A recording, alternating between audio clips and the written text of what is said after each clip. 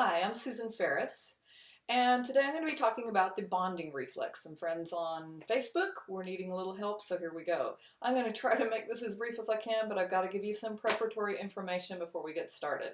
So first, my background, I'm a neurodevelopment consultant. I specialize in primitive reflexes.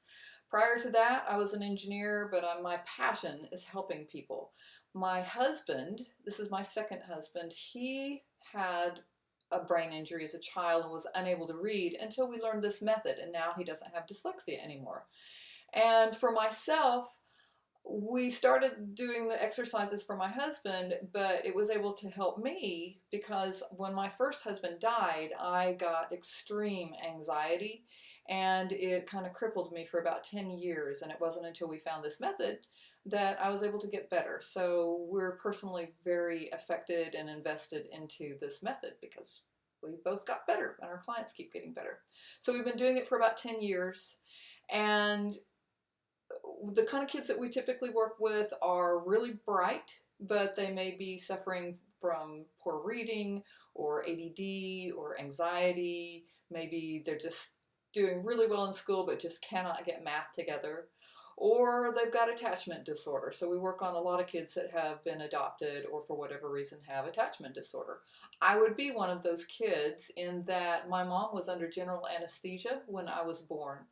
And I was a forceps delivery, so I never bonded to my mom. And in my whole life, I marveled at other women who had close relationships with their moms because I didn't have anything like it. And it just seemed foreign to me. I didn't get it. I thought it looked great, but I didn't have it until I did the bonding reflex when we were in training. I had actually learned the bonding reflex from a rolfer of all people, and then later learned it in a training, so that was very helpful. Anything else I want to make sure and tell you about? Okay, let's talk about the reflex itself. So this happens at birth, and what happens is as you give birth, your body is flooded with oxytocin, which is the bonding hormone. And the same is true for the infant. When they go through the birth canal, that triggers oxytocin to be produced. So mom and baby are now fully charged with oxytocin. And so the only thing that's left is eye contact. So when the infant makes eye contact with mom at birth, that's when the magic happens, because its survival doesn't depend on breast milk. It's still connected through the cord, but its survival depends on you falling madly, deeply, crazily in love with it so that you would give your life up for it. So this is just survival of the species kind of information, that the bonding reflex is there so that you will claim that child and you will do anything to protect it and raise it. That's the purpose. And it's to allow the child to feel safe and secure and know that somebody's going to protect it and it will survive. So this is about survival. So for me, before doing the bonding reflex, I had a few issues. One of which was I wasn't attached to my mom. Another one was that I had a bridge phobia, that going over bridges was very difficult for me in the car, and it was getting to the point where I could hardly drive anywhere and my husband had to drive. So that was becoming to the point where it was really sabotaging my life. And the other thing was, my whole life, I never felt comfortable anywhere that I was, whether it was at the gas station, the grocery store, work, play, it didn't make any difference. I did not feel like I belonged. Even in my own company, the nonprofit that I founded, I didn't feel like I belonged. So that's a lifelong challenge. It's not fun, and it's why I'm passionate about the bonding reflex. So after I did the bonding reflex, which I can very clearly tell you, there was my life before the bonding reflex, and there was my life after the bonding reflex. After the bonding reflex, I feel comfortable everywhere I go. Doesn't matter where it is, I feel comfortable. And the bridge phobia was over immediately. It has never popped its head back up. It's been about 10 years now. Haven't seen it since. So there are certain phobias that this is just going to take out.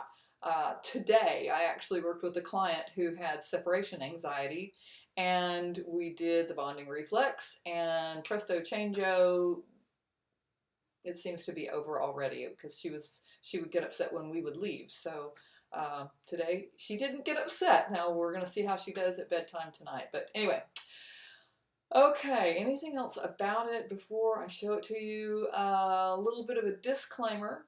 This is not medical advice. I am just sharing with you how this reflex has benefited our clients. And I know that there's a million theories out there about this. I know that there's a lot of different techniques for doing it. I'm not saying mine's better than anybody else's. I'm saying this has really delivered results to my clients in the 10 years that I've been doing this. That's all I'm saying. There may be better explanations. There's, Dr. Google out there. There's so much information. This is my take on it.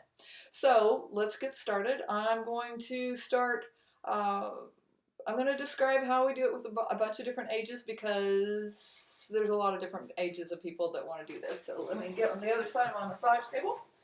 Okay, this is going to be my little client. And so here's the shoulders, their head is up here, and their hips are down here. I'll put my hand here for the hips. And so what we're going to do first is they're sitting right in front of me. I'm standing, but I'm in a good position with them. And we're just going to start rocking gently from side to side. Just slow and easy. And then I'm going to have them press into this hand. Press their shoulder into this hand for me a little bit. And then release. And then I'm going to lean them over to that side again. And I'm going to have them press into this hip, this hand, okay? And then I'm going to have them do them both at the same time. So they're going to press into this hand, they're going to press into this hand, just for like 5 to 7 seconds, and release.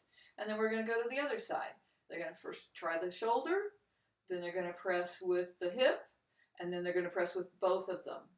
And then we're going to do the other side. Press both, about 7 seconds. Press both, about 7 seconds. We're going to go it again. So we're going to do like 3-4 times each side, and this should be fun. Okay, we want to keep this light and gentle and easy and loving. This is a very loving, nurturing thing to be doing with your child. So the next thing we're going to do is have them cross their arms in front of them. Oh, let me back up. If you're doing this with an infant, just imagine that they're pressing into your hand. And so just visualize it and set the intention that they're doing it. Just pretend like they're doing it. And that's going to be good enough. When they're older and they can follow directions, then you want them to do this pressing. So whether it's somebody I've done that's in their 50s or a 10-year-old, it's pretty much the same, but they've got to be able to press, okay? And here's a really important point. If they do not like it, do not continue. They're not ready.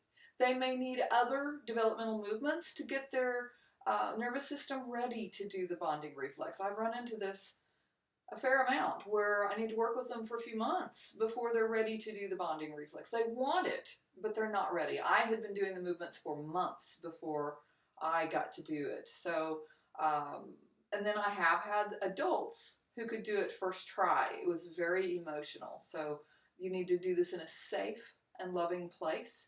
No interruptions. Don't have people walking through the room. This needs to be a safe and loving experience. Okay.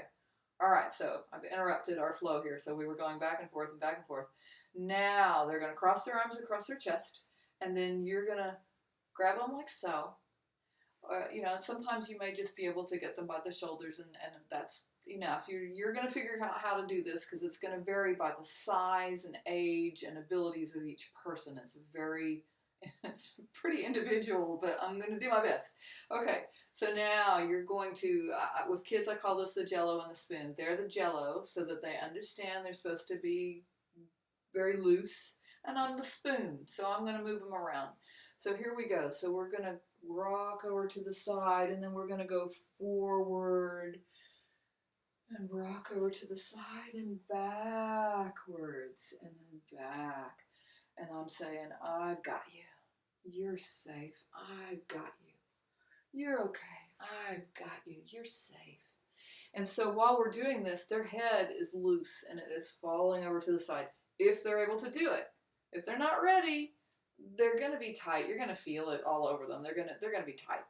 So we're going to go over, and so we just keep doing this, and they're going to bring their head back. So be aware that you don't get a floppy head and hurt yourself. So make space for them. But this is very loving and nurturing. You're going to go both directions, maybe 2 or 3 times. Very gentle, very quiet, very loving. So there is the bonding reflex. I wish you the very best of luck with it. I hope this is all you need, and whatever it is that is the challenge, that it falls into place. And if it doesn't work out for you, then you need to find somebody, a neurodevelopment consultant to work with. I work with clients all over the world through Skype, so wherever you are, I can probably work with you if we've got decent hours. I'm located in Austin, Texas. If that's where you are, that's where I am, and I can do it in person, or you can fly me in. I'm very flexible. So, bonding reflex, you're going to do it once, then you may do it a couple more times, or once may be enough. If it really takes, it's enough, and it can be a real life changer for everybody. Okay, best of luck.